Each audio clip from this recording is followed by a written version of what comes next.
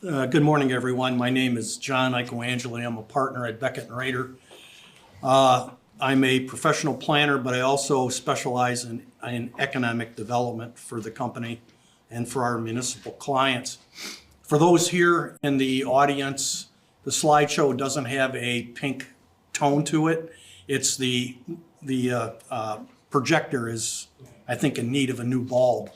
But for those that are going to be watching the video, I'm sure that the slides will be very clear and understandable.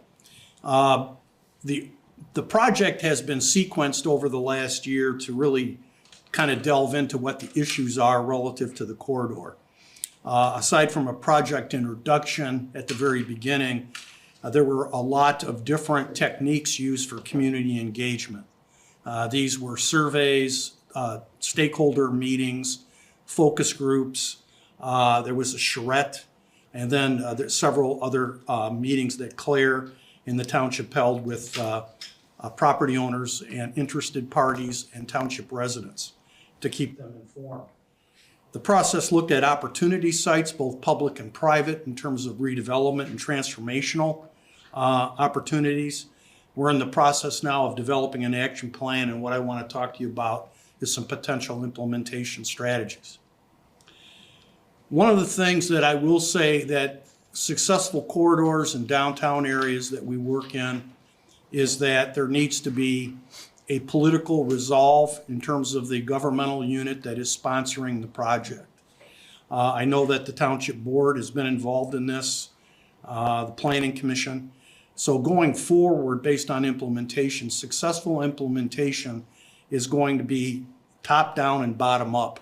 Everybody's got to be on the same page, working towards the same goal. And that includes different partners that are going to be involved in the corridor. That's Beta, DNR, MDOT, for example, private property owners. Over the years, we've tended to rely on a best practice that was developed by the Urban Land Institute about 20 years ago, which is the 10 principles to reinvent a corridor.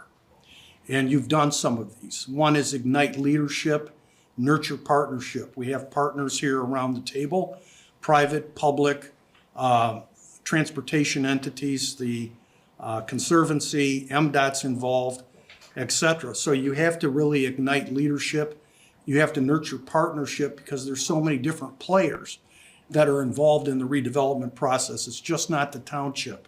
It's a multitude of different people that have an interest on the development of this corridor. I would state that people that come into Traverse City, tourists, they define Traverse City not only by the city, but also by the corridor, the US 31 corridor. In fact, most people, when they come to Traverse City, stay on the corridor because they utilize the beach and the resources. We have to anticipate evolution in terms of uses within the corridor. Probably 15 years ago, we probably went to Blockbuster to get videos. They're non-existent today, all right? Fast food restaurants like Panera Bread started out with large dining rooms. The current footprints of Panera Bread maybe have 10 tables. They basically cater to takeout and to drive-through. So things in the market evolve. Hotels, for example, are evolving in terms of extended stay. Some are more boutique-oriented. So you have to know the market as part of this. And the corridor has a multitude of different uses. It has hotels, it has restaurants, residential, it has offices, it has public, private, but also public open spaces. So there's a multitude of different uses that complement each other and in some cases compete with each other. One of the things with when you reinvent a corridor, there's much discussion about pruning back retail zoning. ULI, which is a nonprofit out of Washington, D.C., whose membership has the largest development companies in the United States that are members and large real estate companies, really focus on land development. And what they found out is when you spread retail out along a corridor too long, it loses its marketability. And they suggest that you compact retail into nodes. And then in between the nodes, you have other uses like hotels, open space, and even residential. So that's one of the things maybe the implementation team needs to take a look at in the future. One of the biggest things that this is involving corridors of any size, any location within the United States is we have to tame the traffic, okay? I know that MDOT is one of the partners as part of this process.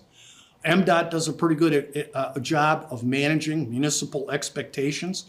However, I will say this, go out on a limb to my friends at MDOT, it's time that the township and the implementation committee manage their expectations. One of the things that came out in this process that is concerning to me is the number of people that have flagged the unsafe conditions on US 31 for pedestrians. Also, when we take a look at the results from the open house, most of the votes in favor were providing safe access across 31. This is not only a township responsibility, but a responsibility of MDOT to figure it out. And it may include being somewhat innovative on how this is approached in the future. So this is not just a township issue. This is a regional issue in terms of how do you get people across the street from hotels to the state park, to the beaches, to the restaurants, and make it safe for all users, just not vehicles. One of the things that is in the best practices is creating a sense of place. And this can be done through a variety of uses. This can be done at intersections, creating significant areas of place where intersections are safe and people can cross and traffic can move through at a relatively tame pace. It's also creating places like parks, which we have. Places where people can gather is creating place. And those opportunities have been explored. We want to diversify the character. That's not a problem here. You have a lot of diversity in the corridor, but periodically we have to eradicate the ugliness. There's some properties that need to be taken a look at relative to, they have a couple of options. Either they reinvest in themselves or we go through a transformational process in terms of their redevelopment. And probably the most important component of the 10 is put your money and your regulations where your policy is. I've seen too many corridor plans, too many downtown redevelopment plans that have very lofty goals that do not follow the priorities or strategies, and money is not filtered into those developments, nor are regulations in order to help with that implementation process. So I always tell a community when you're going through this initially, I say, take a look at these 10 principles because you're not going to go wrong because they have been they tried and they have been tested over the last 2 decades throughout the United States. And I think the township is doing, in this committee and the implementation team, is doing a good job of focusing on some of these 10 principles. And I think they will work for you. East Bay implementation is going to be incremental. I have to stress that, incremental. You're not holding out for one large project that's going to change the character of the corridor. It's got to be a series of small projects that are done incrementally within an overall strategy and framework. And it's going to involve, I think, 6 various components. The first one is public funding, and that's in the area of grants. Now, I'm not going to give you a litany, a list of 30 or 40 grant sources, because in today's world, the grants change almost on an annual basis, depending on who has the money and what type of program is strategized. But there are grants available. Claire, Sam have done a great job of bringing in different funding into the township to help with these projects. So there's money through MDOT, for example, which is the TAP, the Transportation Enhancement Program. There's money through USDA, money from DNR. There's funds from MEDC, okay? And they all come in at different sequence. They all have different eligibility. They all have different things that they want to achieve. Okay, some of the projects from MEDC want to create place. So they have projects and eligibility which talk about where their money needs to go. MDNR, their programs through the trust fund, for example, through land and water, have specific eligibility requirements where their money's going to go. So public funding is important, but it's going to be a variety of different sources. And then there's public development. We have DNR that's on the site. TART provides the trail systems and non-motorized components. Beta is public transit, and then we have the township. So we have public development that occurs within the corridor, and those different entities have their own projects and capital improvement programs that target their improvements within their systems. But we have to be particularly important to watch where those priorities are and make sure that some of the priorities for funding that these agencies have are targeted to the strategies in the implementation program. Okay? And then obviously we have private development. The fourth component is promotions and marketing, which the township has done a great job with branding the East Bay Beach District with a standardized logo, brand, marketing, pamphlets, website.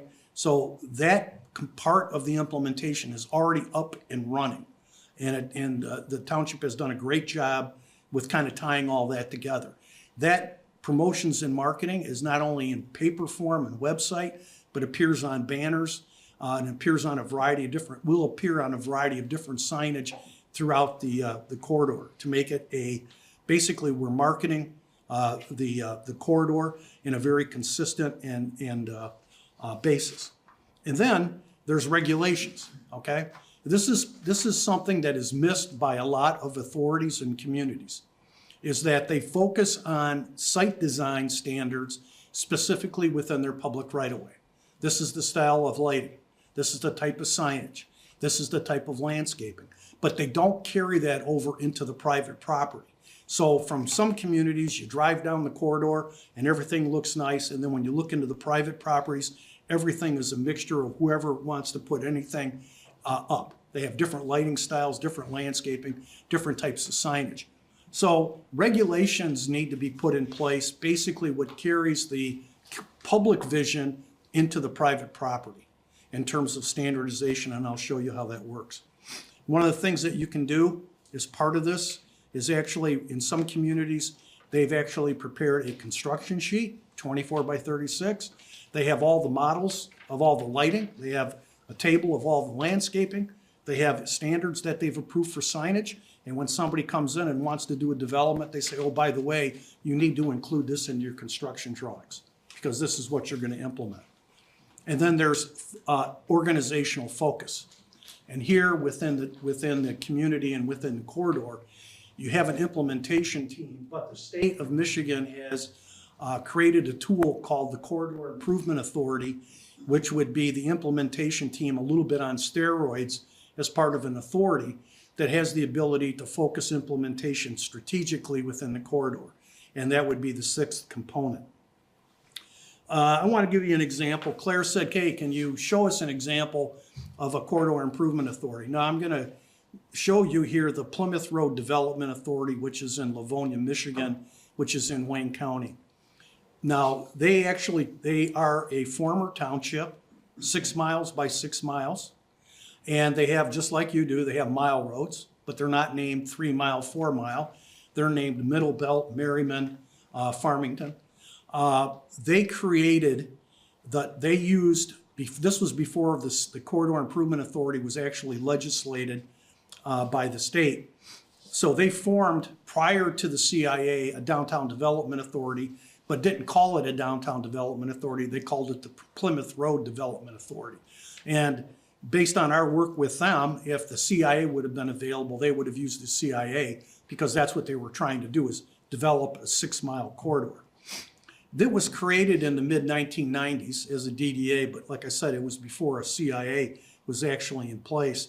And we worked with them for over 15 years using the 10 principles to redevelop the corridor. And part of that was based on a long-range plan like you're doing here, is this is how we want the corridor to develop. This is our vision and expectation. These are the issues that we need to resolve. And they went through that and they used that as their footprint or their blueprint for over the 15 years that we served as advisors, designers, and implementers for them. They funded the work through a variety of grants at the time, and that was like 20 years ago. So the grants have changed, but some of the eligibility is still the same. And then they used tax increment financing as the major financing tool to match the funds with the grants and the private investment. And they went through the regulatory changes in terms of requiring private development to meet some of the same standards as public development, and in turn, they saw a significant private reinvestment in the corridor. This is an example of how their corridor started to develop. They had a lot of new investment in the millions of dollars.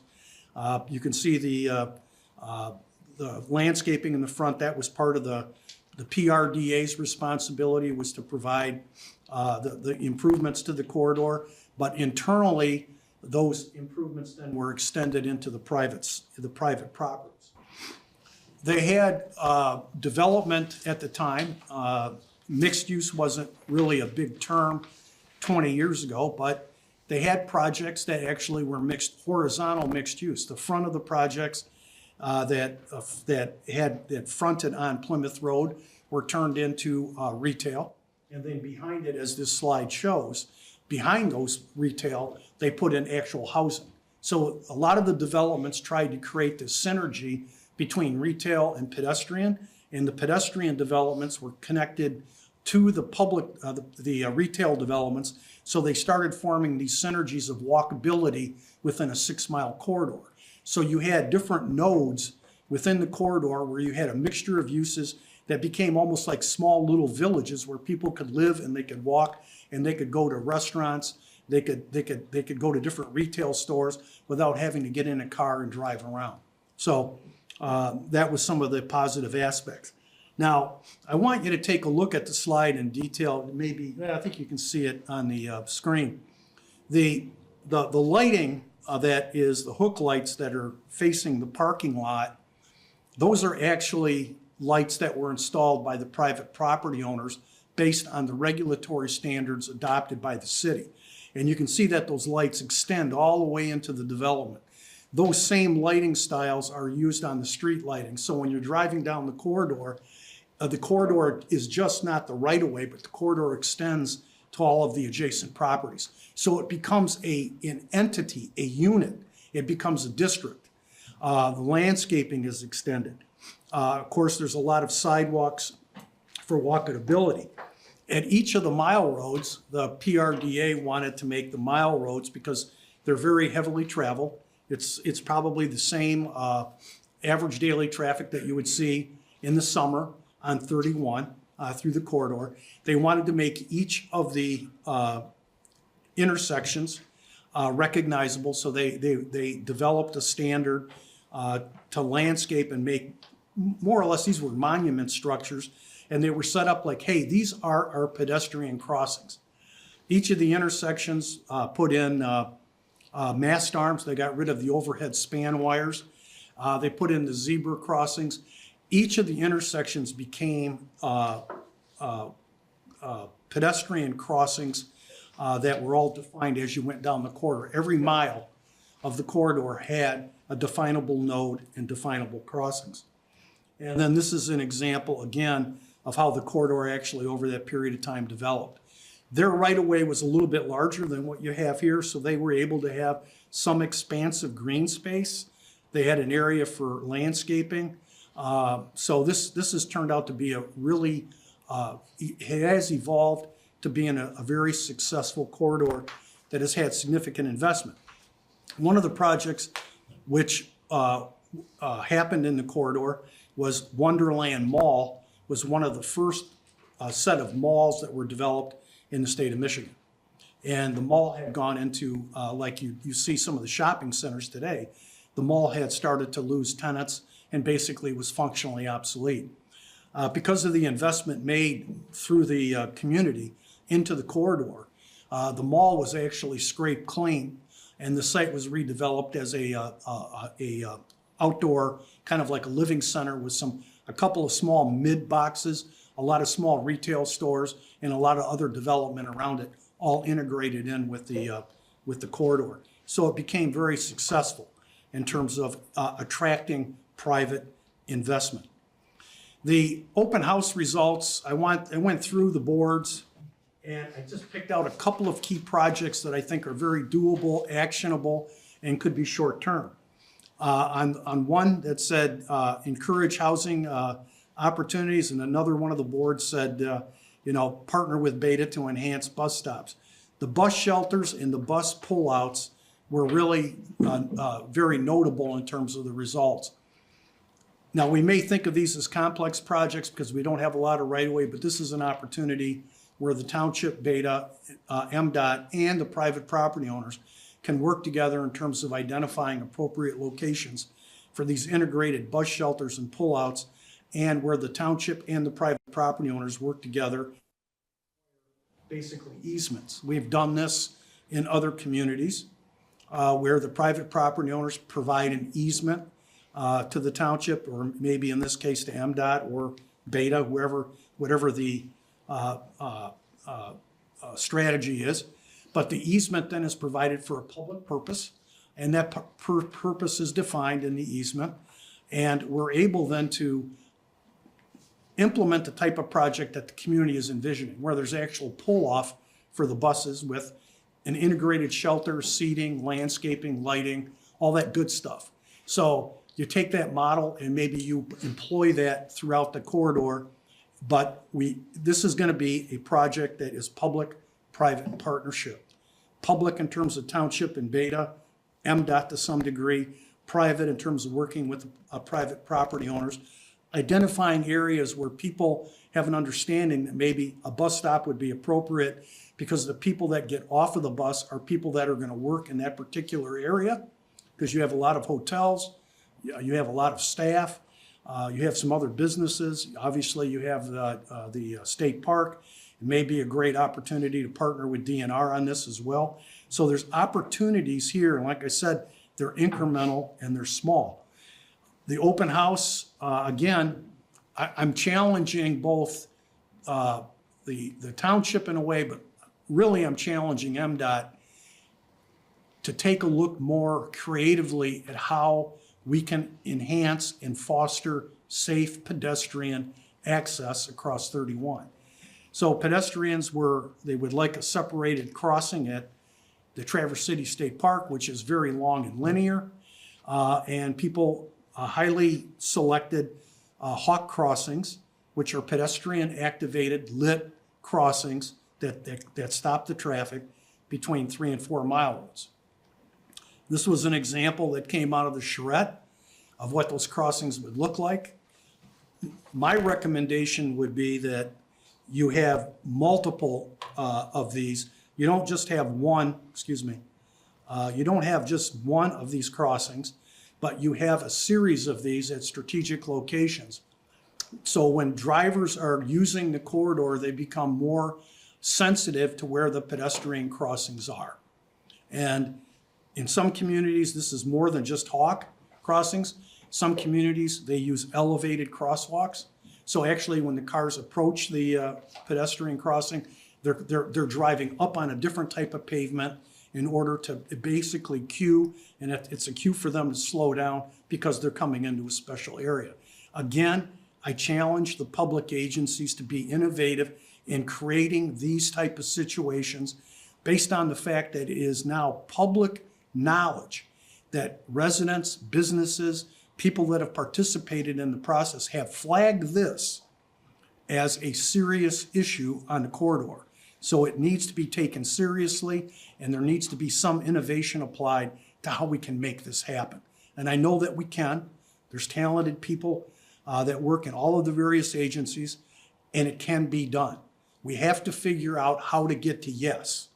Not maybe in a couple years, but everybody has to figure out how to get to yes, and it's going to require a little bit of collaboration and I think innovation, because the corridor has, over the period of decades, has just expanded in terms of the number of lanes. And every time those lanes expand, pedestrian safety comes into question. So there's got to be some give and take here.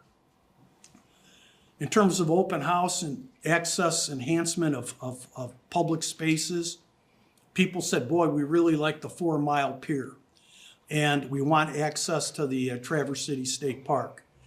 The 4 Mile Pier is a really good example. It's something that's doable. The right-of-way is already there. It's under the ownership of the county. The township has already talked to the county. There's some collaboration that we could utilize some of that right-of-way to provide a nice accessible point to Little Traverse Bay. So that would be a great public project. that can be done. And the other open house, people were asked how to support placemaking, and people said regulatory revisions. They would like to encourage things like outdoor dining, site design standards for the corridor. Now, these are not our recommendations. This is what we're seeing from the results of the open house that was conducted a couple of weeks ago. So there is ideas out there from both property owners, business owners, and the community relative. There's a lot of alignment in terms of what needs to happen within the corridor. And I think that really builds a strong foundation for a good strategy in order to move forward. One of the things that I think is somewhat, it's very doable and will really provide the kind of the mechanism that you can move forward with significant transformational changes within the corridor is the creation of a corridor improvement authority. That is based on state statute. Fundamentally, it has a specific mission, and that's corridor revitalization. That's what the mission of the authority is. Revitalize the corridor, make it more viable, basically make sure that it's in result, it increases opportunities for the community, for jobs, for economic growth, and for tax viability. So over a period of years, the Corridor Improvement Authority will enhance and improve not only the corridor for the property owners along the corridor, but the benefit comes to the community and the county and the region. It involves the various taxing authorities, the township, the county. Beta is a taxing authority. They would be involved in it. And one of the key components of a corridor improvement authority is its ability to use tax increment financing. That's the source of funding that is needed to be sustainable revenue that comes into the authority to get these projects done. I will emphasize this over and over and over again. A tax increment financing is not a new tax. Tax increment financing is not a new tax. When people hear the word tax, everybody gets a little bit prickly about it. Oh my God, we're going to have another millage. It is not. I wish they would have never used this term. I would have preferred if they just said incremental financing. But tax increment financing is not a new tax. It is a redistribution of taxes that are captured off of the incremental increase in the taxable value as the corridor financially improves.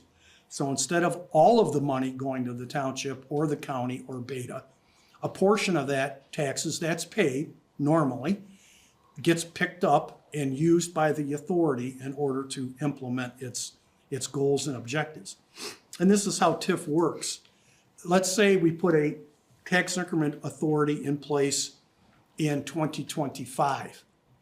The taxable value for the district would be considered the base value, the blue. All the taxing authorities still get the same amount of money on the base every year. So they don't lose any money that they had already received in 2024. As the value of the corridor increases incrementally, so if I have a hotel, and let's say my taxable value is $5 million, and let's say next year my value goes up 3%, because under the state tax law, it says that my valuation will go up based on the cost of living, but not more than 5%. So let's say the values in the corridor go up 3%. The Corridor Improvement Authority would receive the incremental increase in the 3% incremental value increase. That's it. The other taxing authorities get the balance of that. So the typical adoption threshold for any type of authority in Michigan, a water authority, a DDA, a CIA, tax increment financing authority, all of those, the typical adoption threshold is the adoption happens before the fourth Monday in May. That's when the tax assessment roll for that year is finally approved. So the position here is you have an opportunity Township has an opportunity to actually create a CIA, and they still have time to put in place a development plan and TIF, which would be approved by next May of 2025. And they could start, the CIA could start about 6 months after that, collecting its first revenue source to create that revenue stream. The other taxing authorities would be involved in that decision-making as the development plan is approved. The way the CIA works is the Township Board passes a resolution of its intent to create a corridor improvement authority. They can't take any action on that for 60 days. They have to notify all the other taxing authorities that they're intending on establishing a CIA. So those taxing authorities have the ability to comment if they like it or not. And after 60 days, the Township Board can enact by resolution creating the CIA. The CIA is tasked by state statute to do one thing. First, creates a board, adopts its bylaws, but secondly, the state says you got to create a development plan. You have to have a strategy. Well, you pretty much already have that done because you went through that over the last year and a half. So you already got the development plan pretty much in place. You've identified some key projects already. And then you also put as a component the tax increment financing plan.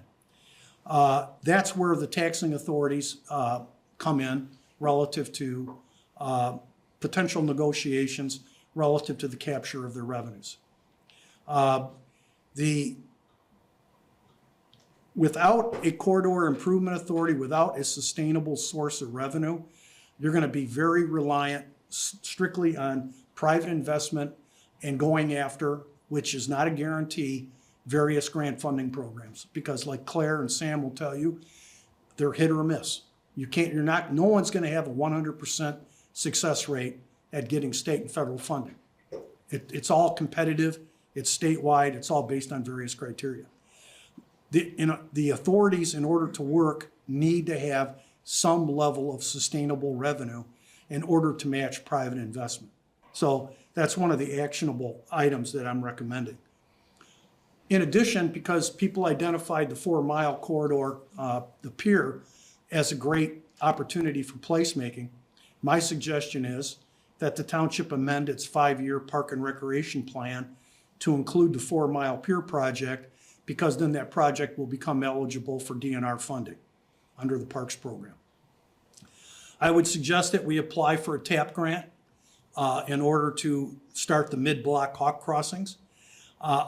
This has got to be coordinated with MDOT. In fact, I would suggest that MDOT and the township be co-sponsors of the TAP grant, okay?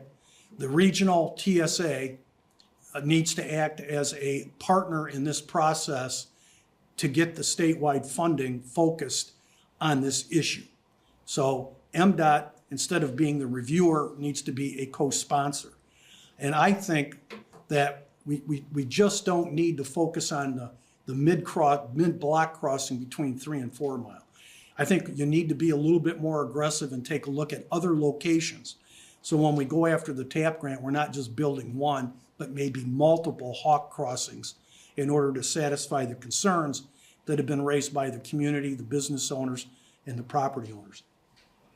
I think the township needs to create the East Bay District Overlay District, which includes the site design standards that the private property owners are going to have to follow in conjunction with the public sector. That is a regulatory issue that can be done between the internal planning office, the planning commission, and the township board in consultation with the private property owners, because I know that Claire and Sam like to make everything engaged in terms of this, but it's critical that we have a set of regulations that applies to both public and private properties. I think there's an opportunity to work with Beta to identify potential pull-off locations and shelter site designs, and this may be a couple of year process, but I think a separate review needs to be conducted of where the appropriate location would be for these, and then a strategy to implement them. And then lastly, establish the CIA and the development plan and TIF components. So there's some projects that the implementation team can start working on without having a corridor improvement authority, but I think a CIA should be an outcome of this process in putting in place a recognized authority that can work to implement this. The vision would be that the implementation team and members on the implementation team, along with a majority of representatives from the corridor, would basically would be the same membership for the Corridor Improvement Authority.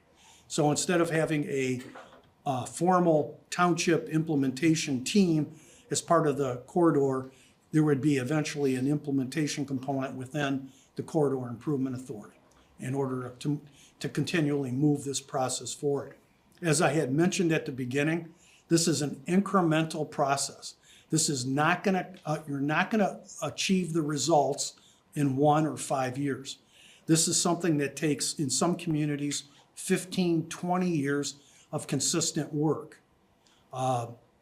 If anybody has been, for example, to Marquette and has come into town and seen the waterfront with the townhomes, the parks, the non-motorized trails, that was actually a 45-acre abandoned central Wisconsin railroad, a transfer yard.